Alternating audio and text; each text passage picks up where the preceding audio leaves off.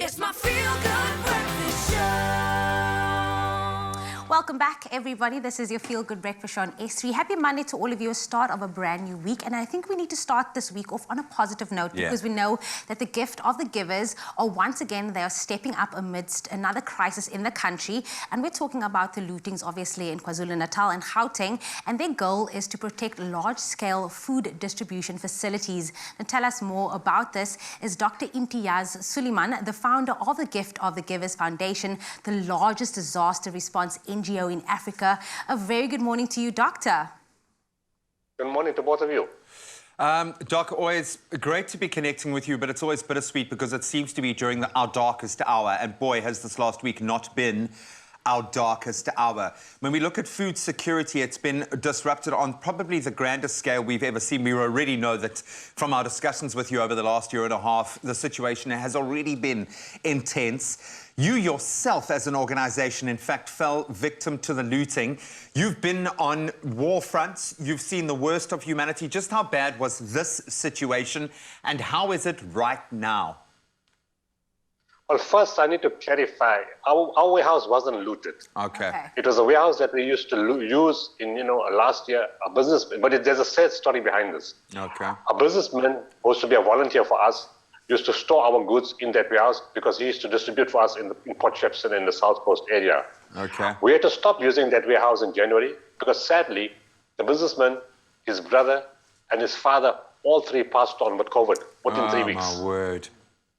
But what was really tragic was this man used to help so many people, and yet they found it fit to burn his warehouse. First loot it, and then burn it. I mean, that was the worst form of ingratitude I could see. That really annoyed me, because this man used to go out of his way to benefit people.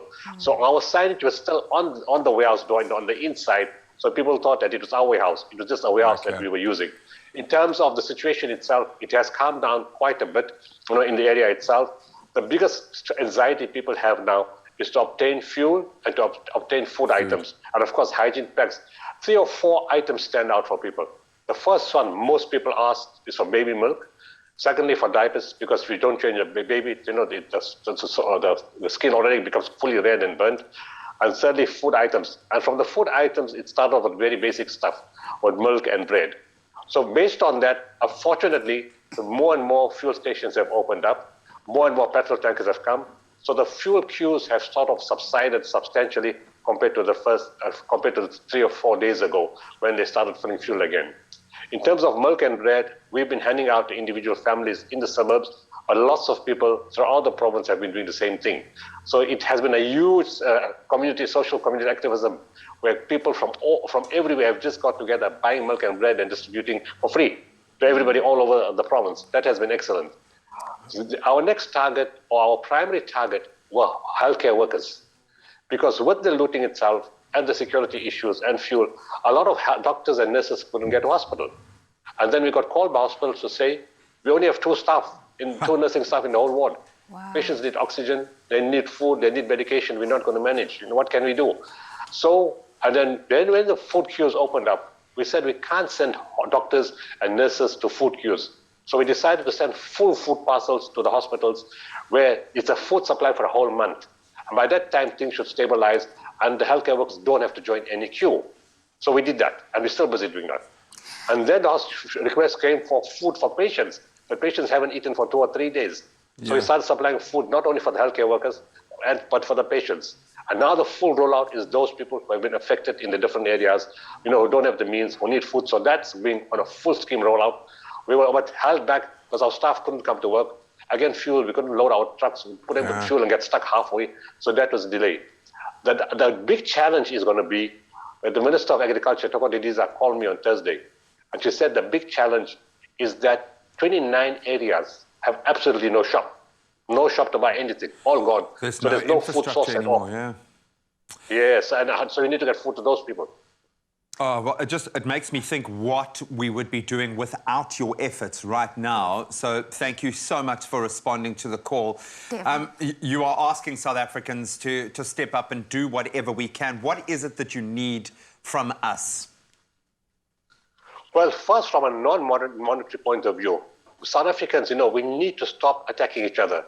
Everything becomes racialized. We need to stop that. It's not about color. It's about conflict. It's about human issues. Let's be blunt. No, people saying that there's a conflict between blacks and Indians in a different area. Let's not look at it as a racial issue. Let's turn it around. Let's say Indians start invading black areas. Would you say blacks are racist when they're trying to defend themselves? It's got nothing to do with the color of skin.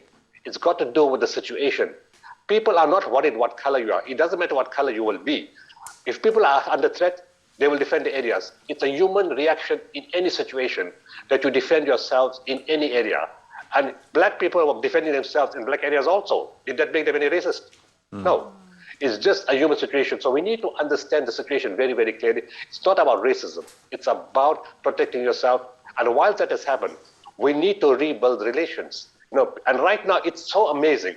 There's been the conflict. If you go in the streets now, black, Indian, white, and Kannada all standing next to each other, standing in the same queue together, buying food to go together, doing things together. Like that has happened. Cleaning together, standing together. That's the South Africa we know. And that's the South Africa we need to go back to.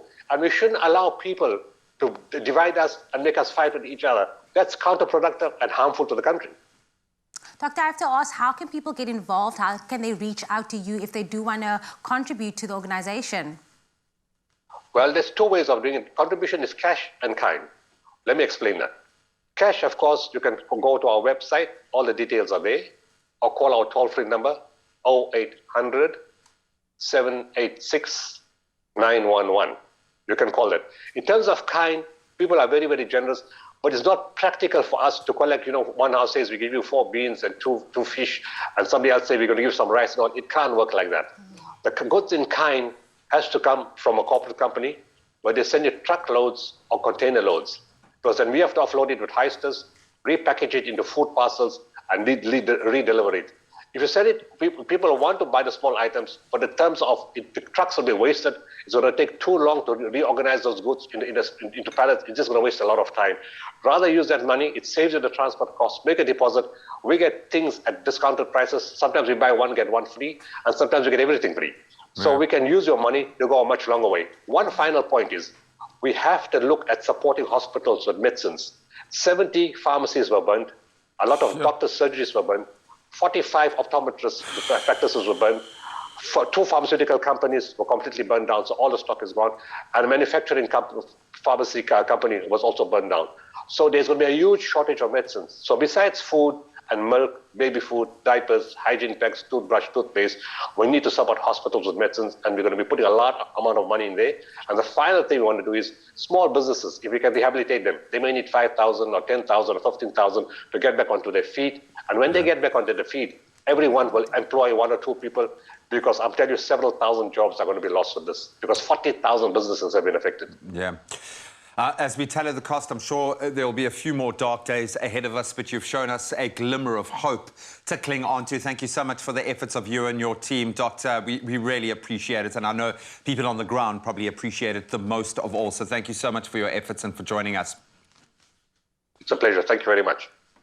Wow. I think it's safe to say that we are stronger together. Yeah. We also just need to remind ourselves that there are still good people in the country. Yep, and they are working towards that true spirit of Ubuntu. Maybe the word Ubuntu means more now than it ever has before. Thank you so much for all of your efforts if you have gone down there and tried to help.